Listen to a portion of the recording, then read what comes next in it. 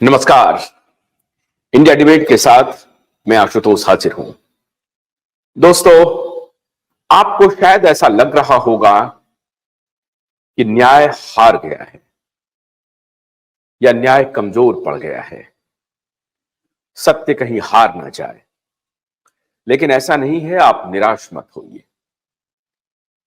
27 दिसंबर को, बल्कि 26 दिसंबर को मुंबई हाईकोर्ट की वैकेशन बेंच ने रिया चक्रवर्ती को 7 दिन के लिए दुबई जाने की इजाजत दे दी।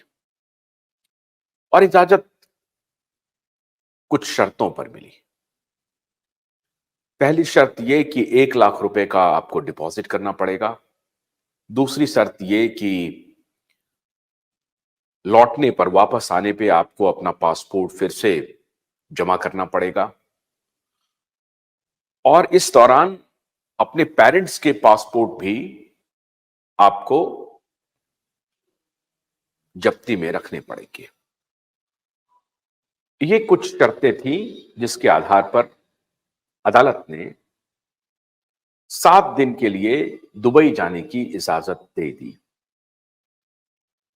और उसके बाद मैं देख रहा हूं एसएसआर वॉरियर काफी निराश हैं।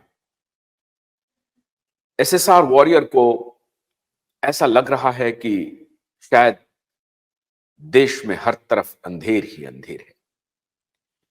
मैं भी एक बार इस आदेश को देखने के बाद हिल गया, क्योंकि 26 दिसंबर की हियरिंग के पहले 2 बार हियरिंग हो चुकी थी और जो पहली हियरिंग थी उसमें सीबीआई के वकील ने कहा था कि इन्हें बाहर जाने की इजाजत नहीं मिल सकती क्योंकि इनके खिलाफ लुकआउट सर्कुलर लगा हुआ है, इनकी इंक्वायरी हो रही है, इन्हें हम बाहर जाने की इजाजत नहीं दे सकते। फिर दूसरी तारीख लग गई और दूसरी तारीख में सीबीआई के वकील ने यह दलील पेश की कि मिलॉर्ड, हम तो इन्हें किसी भी सूरत में बाहर नहीं जाने दे सकते, क्योंकि जिस आधार पर इन्होंने बाहर जाने की आपसे इजाजत मांगी है वो आधार ही गलत है। और आधार यह था कि एक ड्रोल कंपनी जो कि पेट प्रोडक्ट्स बनाती है, जानवरों के लिए आहार बनाती है, उसके वो ब्रांड एम्बेसडर हैं और इसलिए उनको उस कंपनी की तरफ से निमंत्रण आया है, न्योता आया है 27 दिसंबर से 3-4 जनवरी तक, 1 सप्ताह का इनका ट्रिप है, उसके लिए उन्हें जाने दिया जाए। अब मैं हैरान हूं कि जब पूरी दुनिया में न्यू ईयर का सेलिब्रेशन चल रहा हो, ऐसे में ड्रोल कंपनी को कौन से कार्यक्रम की सूझ गई, कैसे प्रोडक्ट को वो ब्रांड करना चाहते हैं, उसका एक्सपेंशन करना चाहते हैं।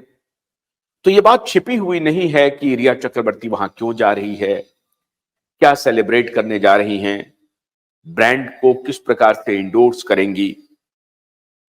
लेकिन सवाल यह है कि अगर 26 दिसंबर के पहले वाली हियरिंग में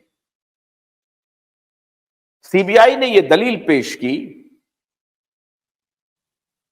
कि जिस आधार पर इन्हें विदेश जाने देने की बात हो रही है वो आधार ही गलत है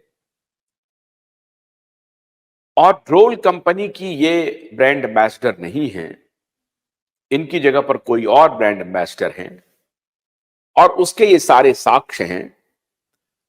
और साक्ष्य में एक नहीं, कंपनी के ऑफिशियल मेल भी उन्होंने दिखाए, कस्टमर केयर के साथ जो बातचीत हुई है एसएसआर वॉरियर की,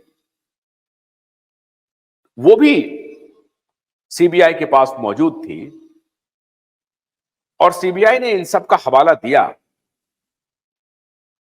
कि जो पत्र इन्हें आया है इनविटेशन का, वो पत्र डूबियस है, संदेह के घेरे में है और सीबीआई उस पत्र की जांच कर रही है। कि वाकई में उस पत्र को ड्रोल कंपनी ने भेजा है या ये पत्र कहीं से मैनेज किया गया है। और जो 26 दिसंबर के पहले जो हियरिंग हुई अदालत में, जो वेकेशन बेंच नहीं थी, छुट्टियों के दिन में जो विशेष प्रावधान होता है अदालत में और खास तरह के बेंच का गठन होता है छुट्टियों के लिए, कि उस दौरान भी लोगों को न्याय से वंचित न रहना पड़े, इसलिए इस तरह के बेंच का निर्माण होता है, गठन होता है।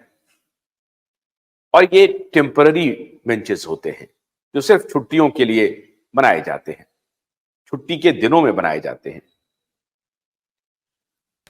भोलानाथ का ब्रश कटर एक बैटरी चालित मशीन है जिसका चार्जिंग समय 3.5 घंटे है। यह 6 से 8 घंटे के प्रभावशाली संचालन समय का दावा करता है, जिससे यह एक बार चार्ज करने पर 16,000 वर्ग फुट गेहूं या चावल के खेतों को कुशलतापूर्वक काट सकता है, जबकि इसका पेट्रोल समकक्ष व्यक्ति उसी कार्य के लिए 1,000 रुपए मूल्य का पेट्रोल खर्च करता है।